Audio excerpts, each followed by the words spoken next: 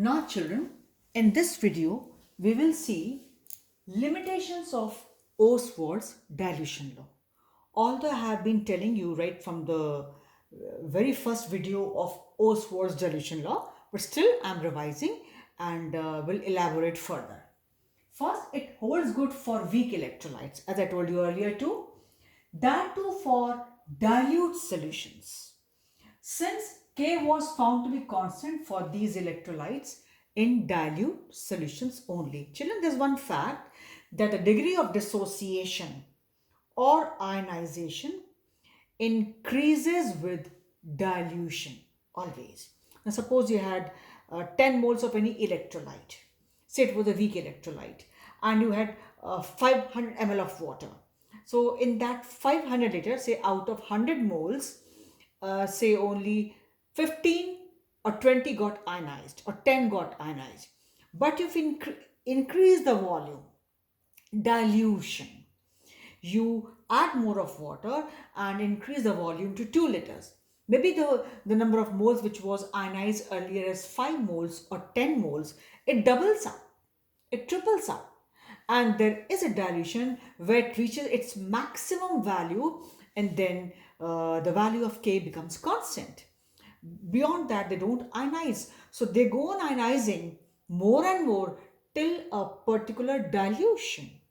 So it holds good for weak electrolyte, that too for dilute solutions. Children, uh, again I'm telling you, the degree of dissociation increases, the degree of ionization increases with dilution.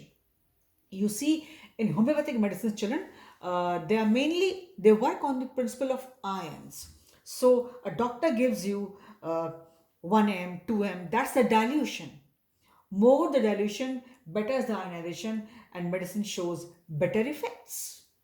So it holds good for weak electrolytes, that too for dilute solutions, right? And there too, children, doctors have different different logics. Some they say more the ionization, it will work better. Some they say more the concentration, it will work better. That is their theory. We are not going into that.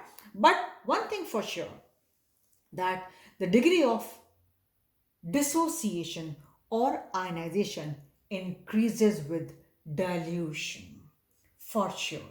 You know, even the electrolytes are given in the body, they are injected. We maintain a proper dilution.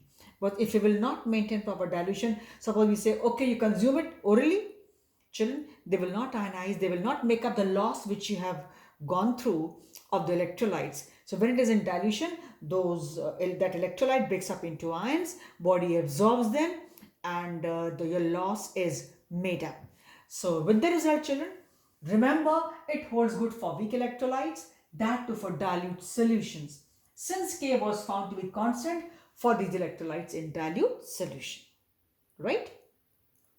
The you know, what do you call that, it's like electrolytes are injected in the body, they are very dilute solutions, right? Because they work better, they are more in the form of free ions, and body absorbs them better.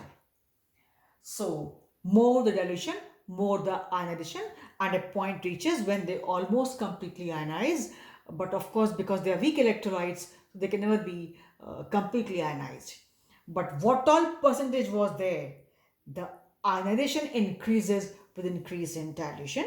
But of course, again, a point comes beyond that. It cannot go, or it does not go within practical limits, I'm telling you. Changes might be there, but within practical limits, beyond a certain dilution, it doesn't change much. Now, so since K was found to be constant for these electrolytes in dilute solution, what dilution will be there that varies from electrolytes to electrolytes? Then does not hold good for strong electrolytes, as K was not constant at all in these electrolytes. Children, even a small amount, the electrolyte can ionize, right? So, and if you add some water immediately, there's a big change in the number of ions being formed or ionizing.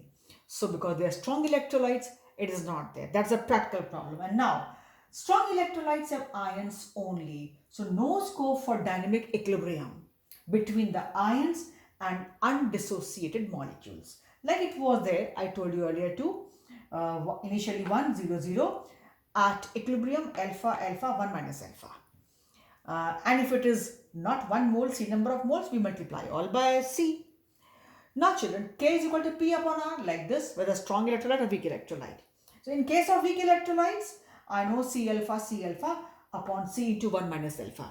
And since I told you, children, weak electrolytes do not ionize to a greater extent. Hence, 1 minus alpha can be taken almost as 1, and we got the value K is equal to C alpha square earlier. But if it is strong electrolyte, find C alpha. But this 1 minus alpha will be, children, almost 0. You know why? Because they all are mainly ion. They almost all the molecules, all the moles got ionized. So this figure becomes almost 0. And 0 into C means 0. So if that 0 comes here, you can understand what will be the value. Hence the whole concept of Arrhenius theory, which was there, based on which we had the whole Ostwald's dilution law, fails, because it will be 0 in that case, because C into 1 minus alpha almost 0, as mainly ions are present. Strong electrolytes have ions only.